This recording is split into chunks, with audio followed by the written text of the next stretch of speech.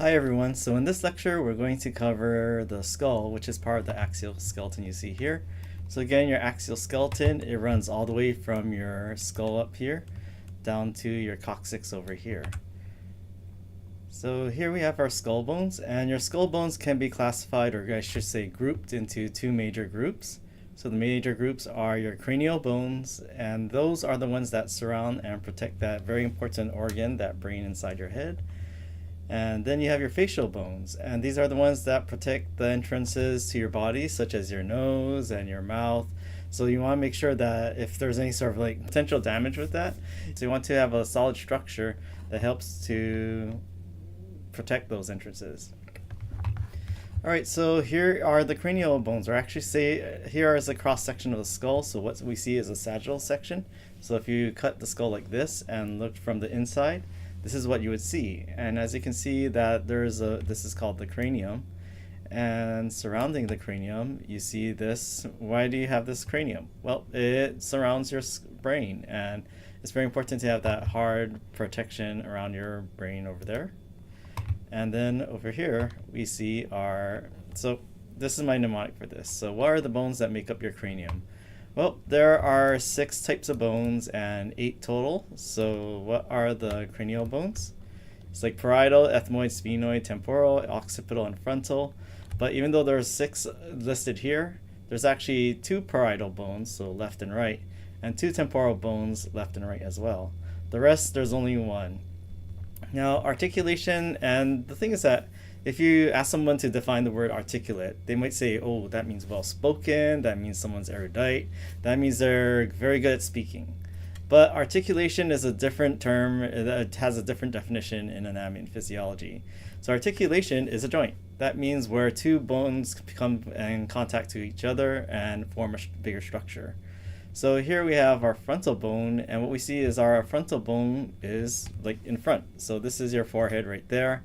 And I know like some textbooks, they say there are 2 frontal bones, but maybe when the babies are developing, their frontal bone actually has that little split in the middle, and that fontanelle, which is membranous tissue. And then as the babies grow and we become adults, this frontal bone becomes 1. But in terms of this class, we are going to say that there's only 1 frontal bone in a fully developed adult. And you can see the frontal bone, it articulates with these 2 bones right here. So you have parietal bones on the left and right, or actually left and right. And then you also have the sphenoid bone, the zygomatic bone, but we'll get to those. So the frontal, pretty easy because up, front, and center. Now the parietal bones, these are on the top of your head, and there's a left and right one. To think of this, if a zombie tries to get at someone's brain, what are they going to do? They're going to try to pry the parietal bones in the center right there. And then you have your temporal bones. So if you rub your temples, where are you rubbing? You're rubbing the side of your head. And just like your parietal bones, there's a left and right. So your left temple and your right temple.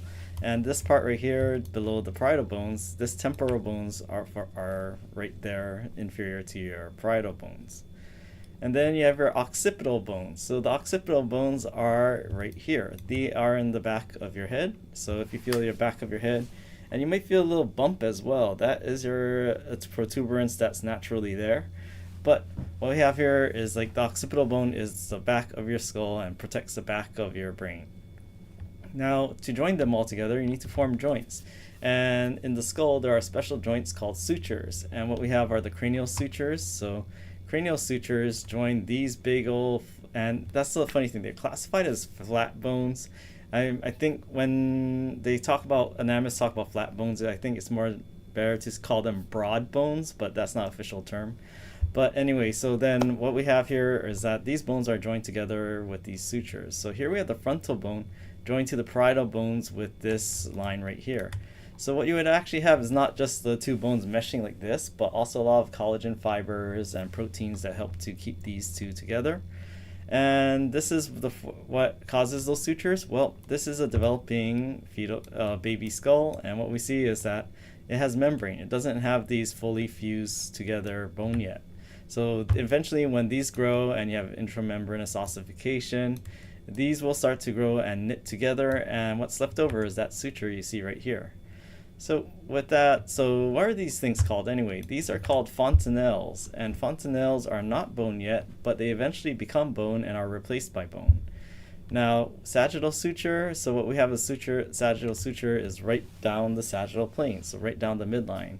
And we can see that the sagittal suture joins the left and right parietal bones down the top of your skull. Now, the sagittal plane, as you can see here, so sagittal straight down the midline, so just like the plane, the suture goes down that midline as well. And then we have our coronal sutures. So corona, I know everyone thinks like coronavirus, but coronal suture, what does it refer to? Well, corona actually refers, the Latin term, it means crown.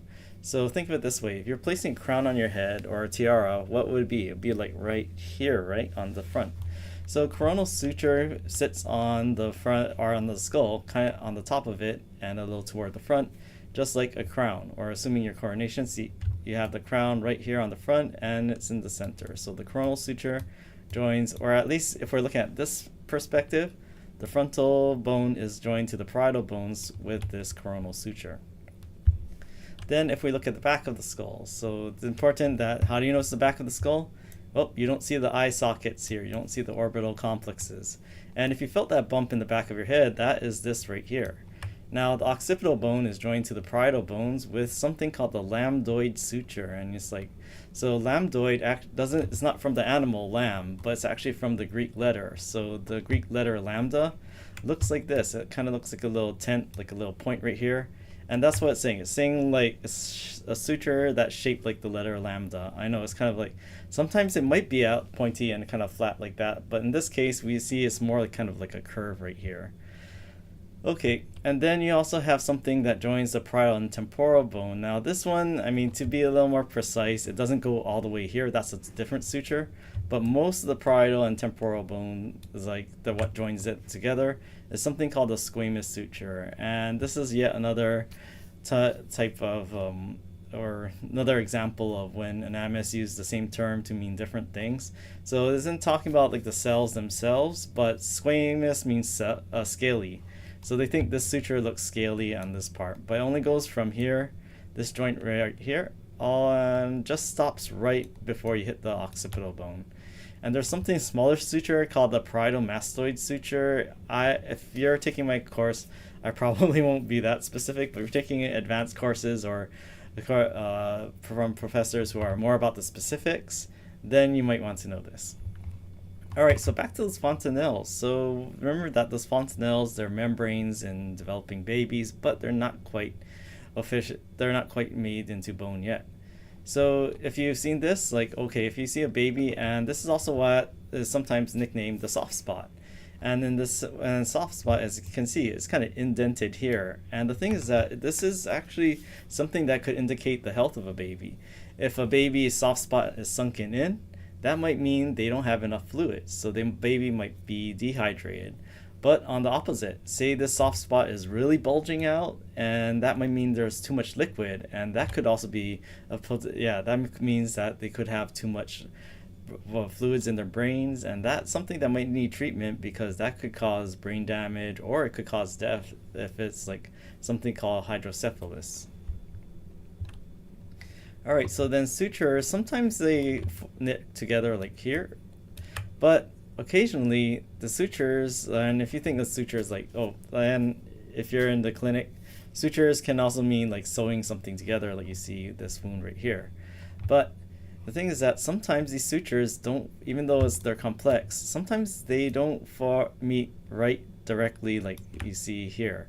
Sometimes they put these, it's like a kind of like a sneaking river over here, but sometimes there are little islands where you have the suture, but instead of joining together directly, there's an extra bone right here. So the sutures don't quite meet, and there's these open parts right here, but something needs to fill in the gap. You still need a closed skull, so that's what we call sutural bones or Wormian bones, and not everybody has this, and unless you get actually an x-ray or some sort of imaging of your skull, you can go your entire life without knowing you have these extra bones in your skull.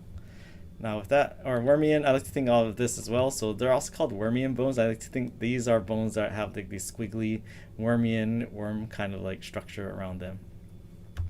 All right, so then, yeah, here's another example of like a suture. So it's not just in that lambdoid suture, you can have it here. Like here's another extra bone right here, and here's another wormian bone over here. And those are the cranial bones. So we have the frontal, parietal, temporal, occipital, and the ethmoid and sphenoid. So the ethmoid bone, you can't see it from the surface right here, but or actually you can see it partially from the surface here, but not all of it. So the ethmoid bone, you can see it peeking through the eye sockets over here and through the nasal cavity over here. So the ethmoid bone, if you just took it by itself and you looked at the top of it, you would see all these little holes in this lacy-like structure. And what these are this is what is called the cribriform plate. So I was thinking sometimes cribriform, whenever they're using anatomy, is saying it's something like it has a lot of holes. Then over here, what we see is like, okay, yep. So here we see this olfactory nerve fibers. So when you smell something, these little particles end up in your nasal cavity right here. And these nerve endings, they detect whatever chemicals there are. And then this sends it up to the olfactory nerve, and this goes to your brain, leading to your sense of smell. Now, we're looking at the back of the ethmoid bone. Still the same bone, but now we turned it from here, and now we're looking at it from, say, the back of the skull. And what you see is something called a perpendicular plate, and this helps to form like the parts are the thing about your nasal cavity is that it's divided into left and right one. So this helps form part of that border right there. That border is called a septum. Okay, so then I look at this one, you're like, oh man, well, how do you detect, or how do you know which one and identify which one is the ethmoid? And I just think, okay, the ethmoid is one of those that, compared to all the other ones, those are really smooth looking from the outside, right?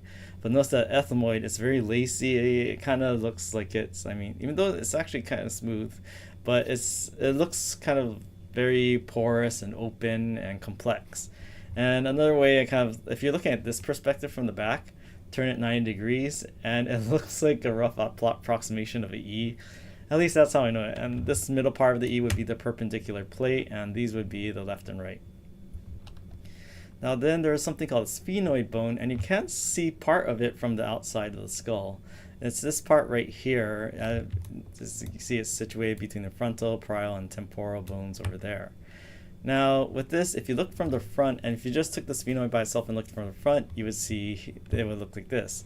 And notice that even though this part looks rough, it only looks rough because that's where you join it to the other bones. So just because again, they're going to look like this if you see these bones fused together, or joined together. But when you take them apart, they kind of have those little projections and indentations. But back to this. So this orbital surface, what fits in here? Well, your big, soft, squishy, round, smooth eyeballs. So if this wasn't smooth right here, then your eyeballs would not have a good time moving around in a very rough surface. It would be like sandpaper. So it makes sense that this orbital surface, where your eyeballs would be. Now I like to think from this perspective, it kind of looks like a butterfly. I know, very approximate. I like to think, okay, these are the antenna, these are like the eyes, and these are, but even the anatomists agree, like they call these the wings right here with this, in terms of like the structures of the sphenoid bone. Now, if you look from what we see here is that we're looking from the top of it. So if you cut open the skull like this and looked at the sphenoid from the top and took it out by itself, you would see that it kind of looks like this structure, and it still has the wings. So I like to think this kind of looks like a bat with these wings out like there. So again, they do call these the greater wings you see over there. There's also lesser wings as well. So a lot of anatomy, we like to think, okay, this does look like a wing. I like to think of it this way. So here's the sphenoid bone, and there's a very important structure right here that contains a very important gland. So this structure is an indentation called the sella turcica. And sella turcica is a Latin term that means Turkish saddle. And I'm like, okay, what's a Turkish saddle? So it's something that looks like this. And I'm like, okay, thanks. Like everyone knows what a Turkish saddle is, but whatever. So the sella turcica, it is like, well, what do you use a saddle for? A saddle is where someone sits on. And what sits in the sella turcica is the pituitary gland. The pituitary gland is a very important gland for your endocrine system. Your pituitary sits in the wing bone. It sits in the wing sphenoid, in the sella turcica you see right here.